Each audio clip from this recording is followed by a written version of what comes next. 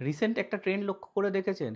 ইনস্টাগ্রামের রিলস কিংবা ফেসবুক বা সোশ্যাল মিডিয়াতে আপনারা স্ক্রল করলেই আয়াতুল্লাহ আল খামেনি, ইরানের যে সুপ্রিম লিডার আছে, তাকে যেন মুসলিম সমাজের কাছে এক নতুন যোদ্ধা বা নতুন একটা রাজা হিসাবে উঠে এসছে, বা বলা বাহুল্য মুসলিমদের কাছে নতুন করে তার সম্মান এসেছে। এর পেছনে কারণটা কি? ইরান কিন্তু এটাই চেয়েছিল। আপনারা হয়তো কি ভাবছেন?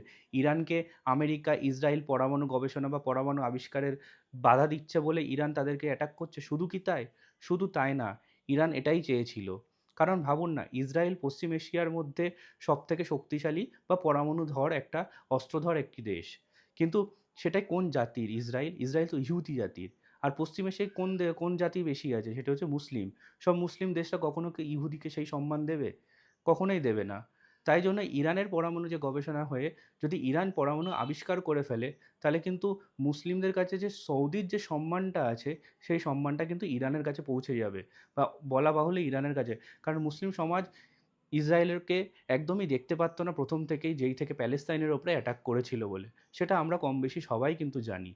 আর সেই সাহসটা কেউ দেখাতে পারেনি সরাসরি ইসরায়েলকে অ্যাটাক করার। আর সেটা দেখিয়েছে ইরানের এই প্রেসিডেন্ট। সুতরাং আপনারা হয়তো ভাবছেন যে ইরান শুধুমাত্র যাদের পরমাণু আবিষ্কারের জন্য বা পরমাণু গবেষণায় বাধা দেওয়া হচ্ছে বলেই শুধুমাত্র যুদ্ধ করছে, না।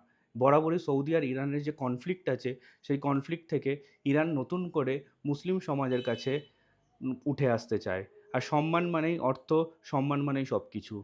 কি? আমার তো তাই মনে হয়।